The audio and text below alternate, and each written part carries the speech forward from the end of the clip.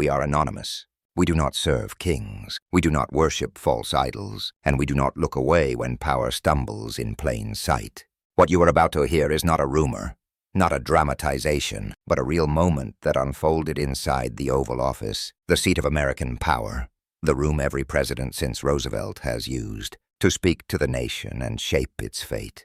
A moment that began as political theater and ended as something closer to moral exposure. It starts with Donald Trump, cameras flashing, standing in front of pharmaceutical executives and health officials. He is there to announce something about drug prices, to boast about the magic of capitalism and his supposed efforts to make life-saving medicine affordable.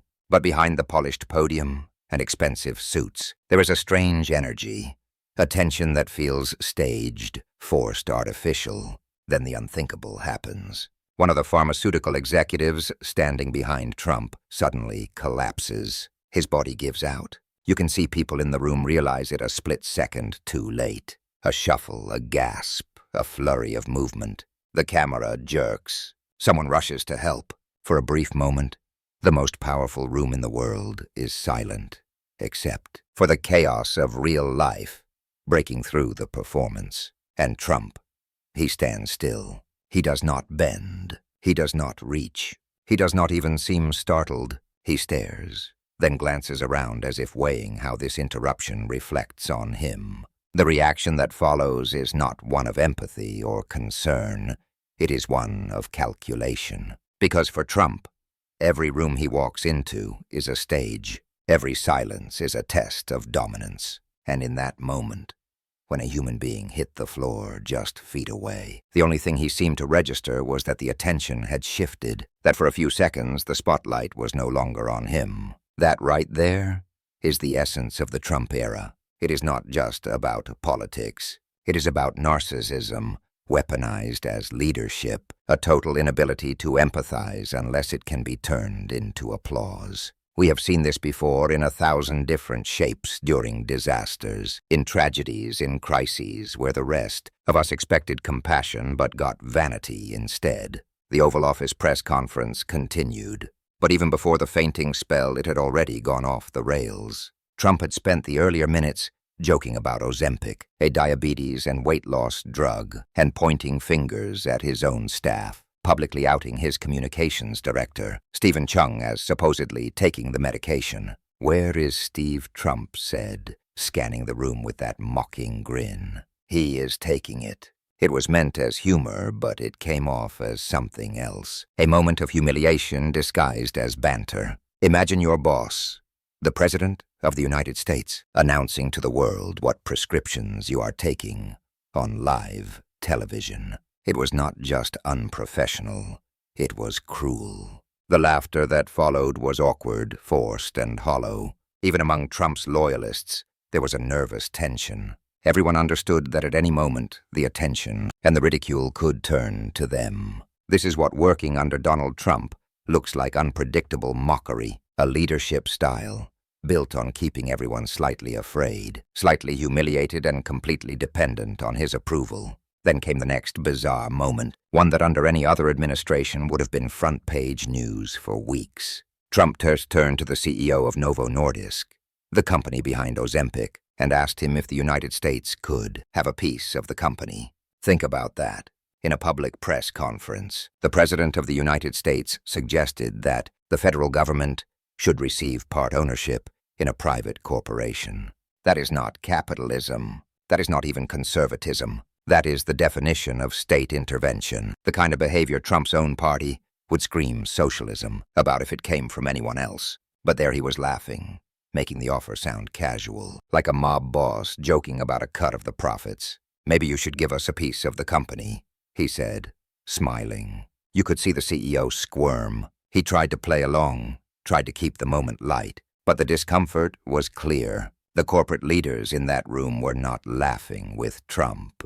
They were laughing at the absurdity of it all, at the fact that they were forced to stand there, nod, and play along, while the most powerful man in the world blurred the line between government and personal greed.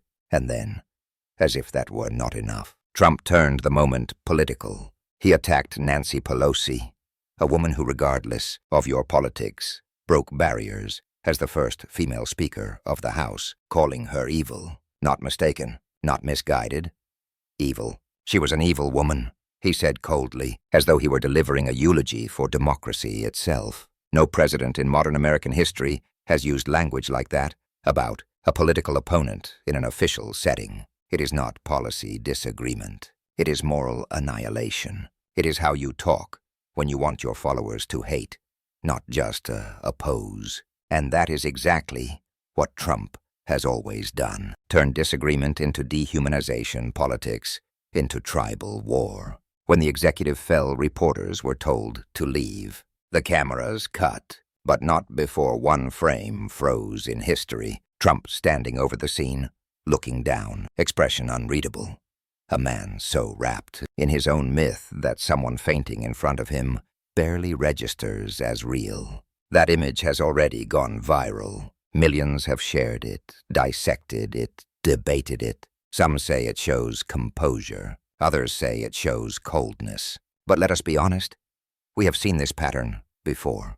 Remember the hurricanes when he tossed paper towels like party favors. Remember the pandemic briefings when he suggested bleach injections while doctors fought to save lives. Remember when he mocked a disabled reporter live on stage. The truth is, this is not an isolated incident. It is a window into how he sees humanity as props in his performance, not people in his care. And yet, there is a larger message buried in this spectacle. A message about where America is right now. We have become desensitized to cruelty. When Trump calls a woman evil, or laughs about someone's medication, or stands stone-faced as a man collapses beside him, the shock lasts a day, maybe two before the next scandal replaces it. That is how moral erosion works.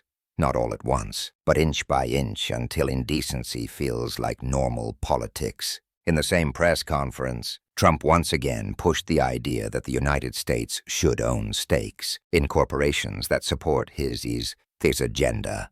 That may sound small, but it is a sign of something bigger. A leader who does not understand where the power of the state ends and his personal power begins. That line between nation and ego has already blurred beyond recognition. The collapse of that executive was not just a physical event. It was symbolic. It mirrored the collapse of integrity, of empathy, of leadership itself. Because what we saw in that moment, Trump's stillness, his lack of concern, is the same posture he takes toward an entire struggling nation. People fall, and he stands there, calculating how it affects him. Meanwhile, in his rhetoric, he paints his opponents as satanic, demonic, subhuman. Pelosi is evil. Democrats are the party of Satan. Immigrants are animals. Reporters are enemies of the people. That kind of language is not just divisive, it is dangerous. History tells us what happens when leaders convince their followers that entire groups of people are not human. And yet, for his supporters, these moments do not register as flaws. They see them as strength, as authenticity, as defiance. That is the paradox. To them, every cruel comment becomes proof that he is telling it like it is. Every lack of compassion becomes toughness. Every scandal becomes another badge of victimhood in his endless culture war. But leadership is not about dominance. It is about stewardship, about the ability to care for those you lead, even when they are weak, even when they fall. Trump's reaction in that room revealed that he understands neither empathy nor responsibility. It is worth noting how other leaders have responded in similar situations. When Vice President Kamala Harris saw a supporter faint at a rally, she stopped everything. She paused the event. She asked the crowd to make space, to get water, to make sure the person was safe. That is leadership not because it makes good optics, but because it reflects basic humanity. Trump's reaction, on the other hand, reflected only one instinct: preserve the image, maintain control, never show vulnerability. Because for him, empathy is weakness, and weakness is the one thing he cannot afford to display. Even now, as that moment circulates across the internet, his team is spinning it. They are calling it overblown, saying it is just a minor incident. But it is not minor. It is a perfect metaphor for an administration and a movement that has built its identity on apathy. This is what indifference looks like when it is dressed in a suit and standing behind a presidential podium. It is what happens when leadership becomes a brand, when compassion is replaced by calculation, and when truth is drowned beneath spectacle. The tragedy is not that one man fainted. The tragedy is that millions of people still look at that image and see nothing wrong. Because if a leader cannot flinch when someone collapses next to him, how can he care when a country collapses around him? This moment matters not because it is dramatic, but because it is revealing. It shows us how far we have drifted from decency, how easily cruelty can masquerade as confidence, and how dangerous it is when the powerful mistake indifference for strength. So here we are in a world where the most powerful man in America can stand over a fallen body and not even blink. A world where public humiliation of staff is normal. A world where calling opponents evil is part of the script. That is not leadership. That is the theater of cruelty. And we must never let that become normal again. If you are watching this, share it. Comment below. Tell us what you see when you look at that Oval Office photo. Do you see strength? Or do you see a man so consumed by ego that he forgot how to be human? We are anonymous.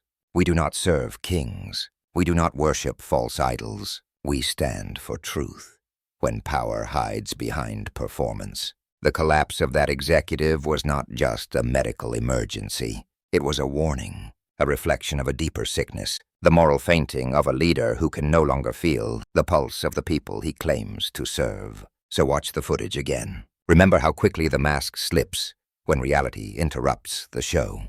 And ask yourself, what happens when the next collapse is not in the Oval Office, but across the nation when the economy falters, when democracy wavers, when the truth itself falls to the floor?